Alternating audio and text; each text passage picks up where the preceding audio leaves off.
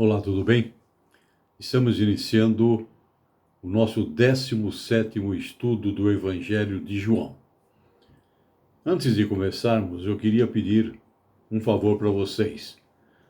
Vocês poderiam, por favor,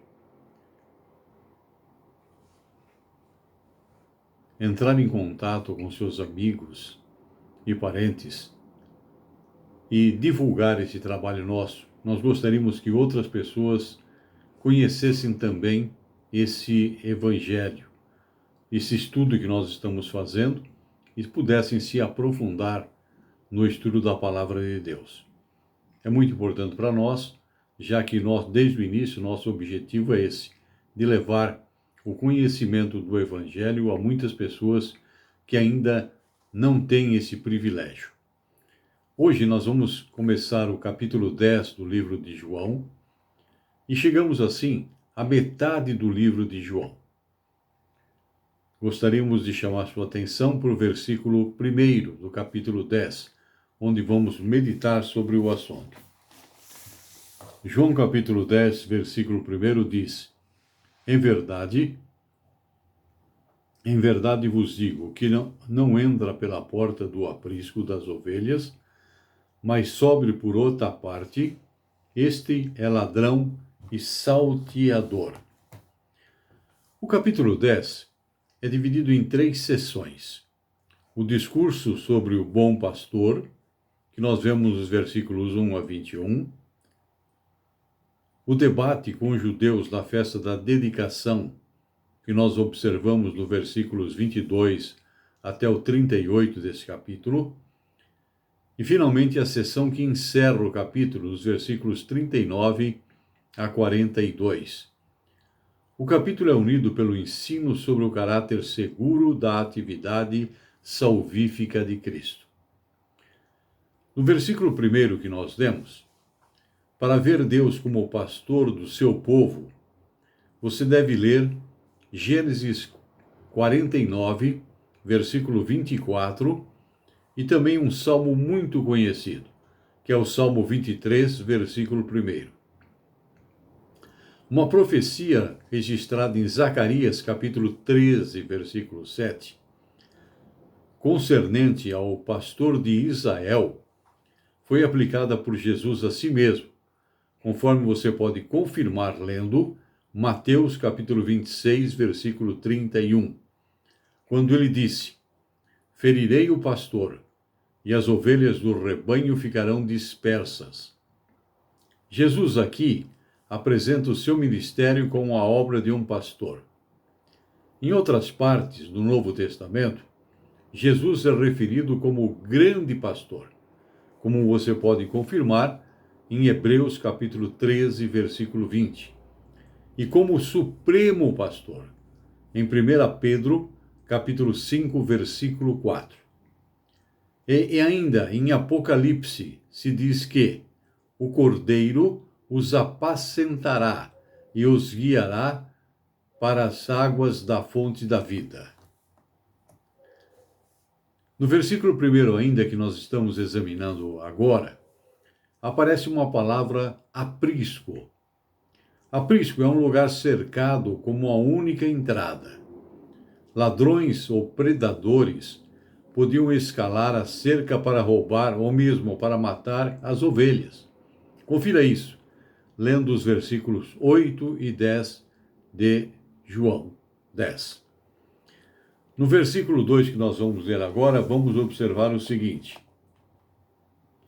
aquele, porém, que entra pela porta, esse é o pastor das ovelhas.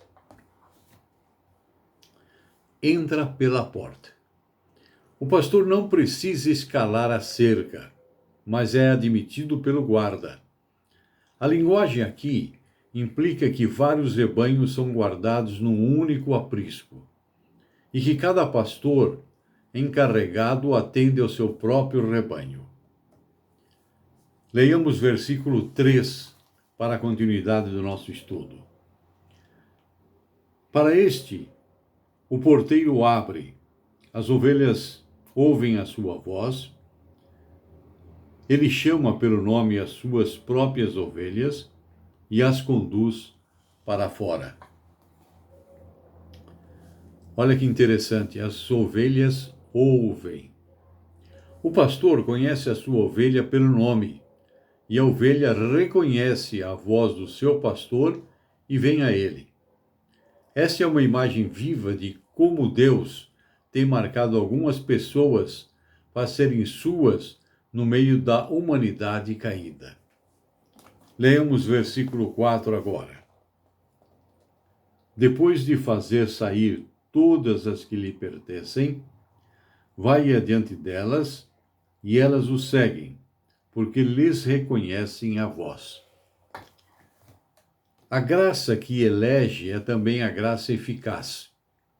Jesus conhece as ovelhas, revela-se a elas de tal modo que elas lhe responderão.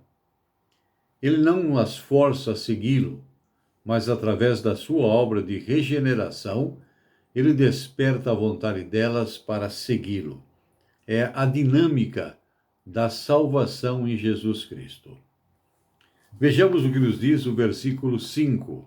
Estamos lendo João capítulo 10, versículo 5 agora.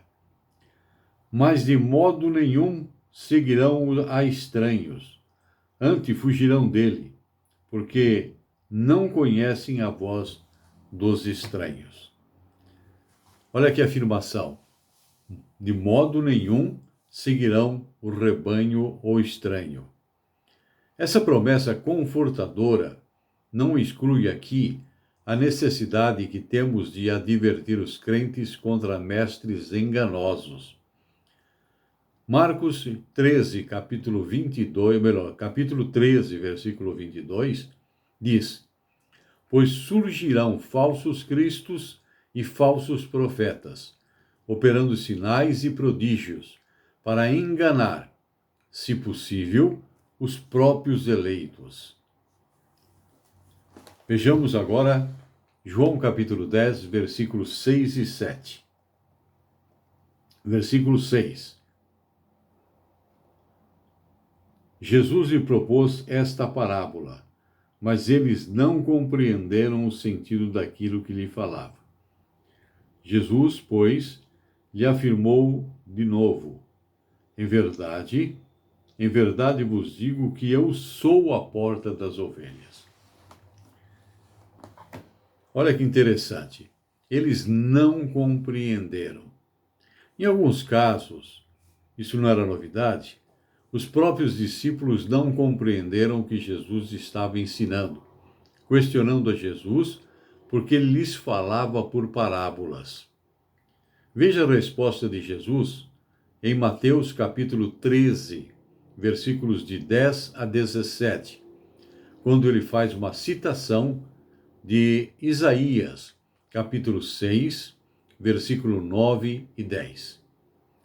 No versículo 7, ele faz aí uma afirmação muito interessante. Eu sou a porta. Aqui Jesus muda a metáfora de pastor para a porta. Como a porta das ovelhas, Jesus é o único através de quem a vida eterna é recebida, de acordo com o que nós podemos confirmar em João capítulo 14, versículo 6. A frase eu sou, aqui, continua a série clássica de 7 expressões desse evangelho. Leiamos agora versículos 8 e 9. João capítulo 10, versículo 8 e 9. Todos quantos vieram antes de mim são ladrões e salteadores, mas as ovelhas não lhe deram ouvido. Eu sou a porta. Se alguém entrar por mim, será salvo. Entrará e sairá e encontrará pastagem. No versículo 8, aparece a expressão ladrões e salteadores. Isto aqui não se refere aos profetas do Antigo Testamento, que foram enviados por Deus, conforme a parábola dos lavradores maus, que Mateus registra no capítulo 21, dos versículos 34 a 36. Mas se refere a qualquer que, falsamente, se apresentasse como Messias.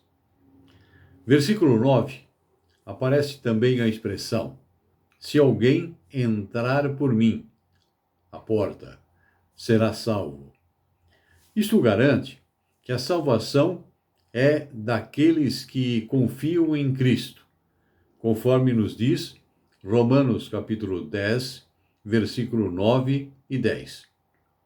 Em João capítulo 14, versículo 6, que diz: respondeu-lhe Jesus: eu sou o caminho e a verdade e a vida. Ninguém vem ao Pai senão por mim. Torna-se plenamente claro que só nestes são salvos. Cristo é necessário e suficiente para a salvação. Confirme isso. João, capítulo 3, versículo 36. Nesse mesmo versículo 9, há a expressão entrará e sairá. As ovelhas entram no aprisco para terem segurança e saem para a pastagem sob os cuidados do seu próprio pastor. Leiamos agora João capítulo 10, versículos 10 e 11. Diz a palavra: o ladrão vem somente para roubar, matar e destruir.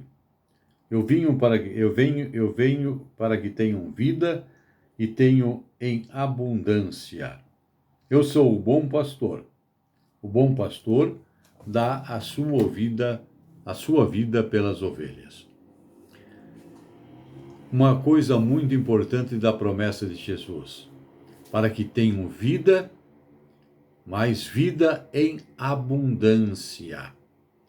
A vida que Jesus dá é a única, porque é também eterna. E ele dá esta vida em crescente abundância aos seus redimidos. No versículo 11, volta novamente a tratar-se do bom pastor. Jesus retorna aqui, agora, à ilustração com a qual ele começou o capítulo. Você pode recordar isso lendo os versículos 2 e 5 do Evangelho de João, capítulo 10. Outra expressão que aparece no versículo 11 é que ele dá a vida. Jesus, como pastor, faz mais do que arriscar a sua vida, conforme você confirme lendo 1 Samuel, capítulo 17, versículo 34 a 36. E ele dá a sua vida suportando a morte no lugar dos pecadores.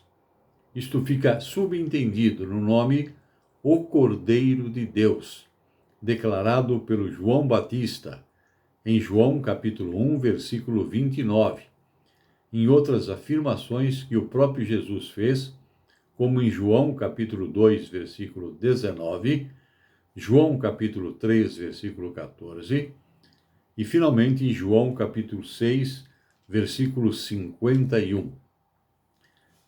Ainda nesse versículo 11 que estamos estudando, mais uma vez aparece a expressão pelas ovelhas. Esse sacrifício é pelas ovelhas, ou seja, os salvos. É para aqueles que o Pai lhe deu, de acordo com João, capítulo 17, versículos 2, 6 e 24, também chamado de os eleitos. São eles que, através da morte de Jesus Cristo em seu lugar, serão justificados e desfrutarão da comunhão com Deus. Vejamos versículos 12 e 13 do Evangelho de João, capítulo 10. Versículo 12 e 13. O mercenário, que não é pastor, a quem não pertencem as ovelhas, vê vir o lobo, abandona as ovelhas e foge. Então o lobo as arrebata e dispersa. O mercenário foge, porque é mercenário e não tem cuidado com as ovelhas.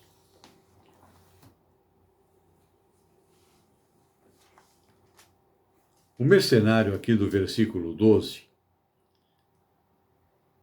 faz com que Jesus torne mais nítida a figura desse personagem, constatando o seu serviço sacrificial com o covarde abandono das ovelhas por aqueles que são motivados por interesses próprios. Ladrões roubam as ovelhas e o mercenário abandona as ovelhas. Cristo, ao contrário, dá a vida pelas suas ovelhas. Vejamos agora versículos 14 e 15. Versículo 14. Eu sou o bom pastor. Conheço as minhas ovelhas e elas me conhecem a mim. Assim como o Pai me conhece a mim, e eu conheço ao Pai, e dou a minha vida pelas ovelhas. Olha que interessante, meus irmãos e amigos. Conheço as minhas ovelhas e elas me conhecem a mim. Isso é colocado em paralelo com a intimidade que há entre o Pai e o Filho, no versículo 15, conforme nós vemos também em João, capítulo 17, versículo 21 a 23. É claro que conhecer aqui, como frequentemente nas Escrituras, significa mais do que entender mentalmente.